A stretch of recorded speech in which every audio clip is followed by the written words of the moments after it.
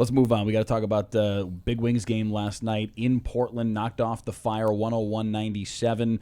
Jess Shepard with her 4th triple-double of the season. All-star starter on her way to Chicago along with Paige Beckers. AZ Fudd will be there as well as part of the three-point shooting contest. But she has 4 of the 5 triple-doubles in the WNBA this summer. The other one comes from Alyssa Thomas, who got it last night as well. Interesting that they did it on the same night. But the Dallas Wings will go into the All-Star break at 18-9 on the year, in control of the number 4 seed. As things are structured right now, they would have home court advantage in the first round of the playoffs. It has been a tremendous first half of the season, and they're in really good shape for the back half, you would think, because they have the second easiest schedule the rest of the way after this weekend. And let's stay on the triple-double tangent just because we can. This is VO22, Zeke. It's crazy. This is one of the weirdest stats. So weird. I'm still not used to this, okay? These are the all-time WNBA triple-double leaders. Most of these are current right now, which says something about the growth of the league and how the game has changed. But Jessica Shepard up there now second alone with 5, just picked up 1 on Sabrina Ionescu, who's no slouch herself. Only has 4 though. Caitlin Clark, Candace Parker both tied at 4 with 3.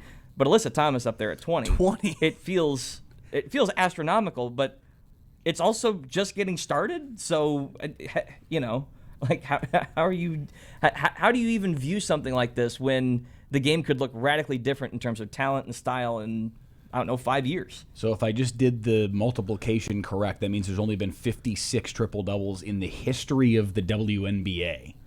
And Jess Shepard's got 4 of those 56 in 2 months. Yeah.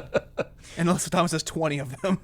Alyssa Thomas is over a third of them. Over a third. She's an animal. She's unbelievable. I think it part of it, because like it's not really a fair apples to apples comparison to the NBA.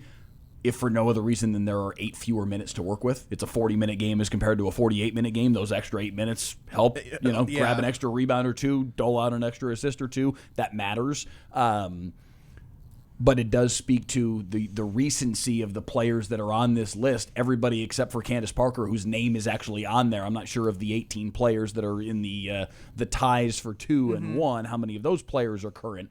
But everybody except for Candace Parker is current. Playing and Candace right now. Parker only retired 2 or 3 years ago, maybe 4 years ago tops. The game has proliferated. The game has opened up of late. It has become a higher-paced game. They are higher-scoring games. It is a inherently more exciting game over the course of the last 5 or 6 seasons.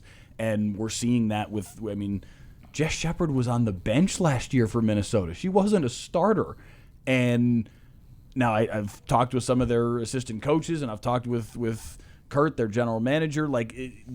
If you watched her actually play, if you watched her play overseas over the course of the winter, it's been there.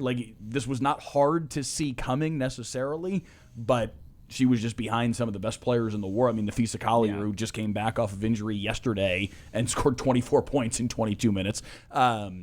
She was stuck behind a ton of talent in Minnesota. Now she gets this opportunity in Dallas and is absolutely capitalizing on it. Yeah.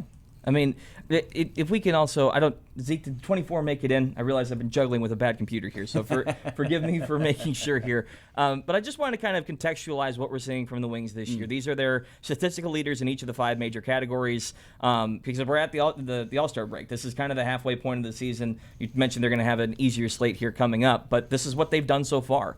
And looking at it even from a triple-double perspective, sure, Jess Shepard, but right there neck and neck and leading in 2 of the 3 categories is Paige Beckers. Yeah. Her impact has been astronomical. That's why I think it was so important to get her on the court. Again, I understand you want to try and be careful with her, but you also want to assuage any concerns and keep things rolling. You know what I mean? A lot of times, especially when you're entering an All-Star break and things can change quickly, you don't know coming back onto the court immediately after that whether things can go sideways.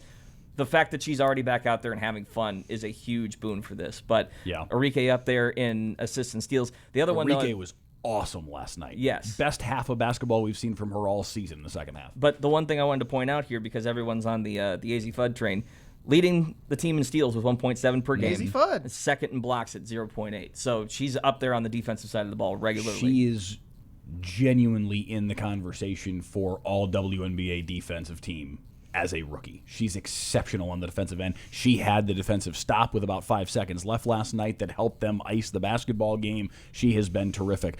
One note real quick, just relative to Jess Shepard and the season she has had thus far. 14.9 points per game, so technically a tick below 15 right now, but she's been above that for a lot of the season. But the stat even holds if you just go 10 points, 10 rebounds, 5 assists. It's never been done in the history of the game. The closest there's ever been, Candace Parker had a season where technically she had the numbers, but she only played 16 games because she got hurt early on in the season. That's the closest anybody's ever come to a 10-10-5 season, or as Jess is right on the cusp of right now and has been above for most of the year, 15-10-5. She's having a stupid season. So they're rolling right now. One of the things that struck me when we looked at the top 5 list, it seems like it benefits the player if it's a big that can pass rather than a guard that gets rebounds. Yeah, because I mean, three of the top 5 are all forwards that could pass the basketball, and then you have Sabrina and Caitlin, who are guards that are trying to get rebounds. Probably kind of outliers, but yes. But like that was something that struck me when I looked at that list. Yeah.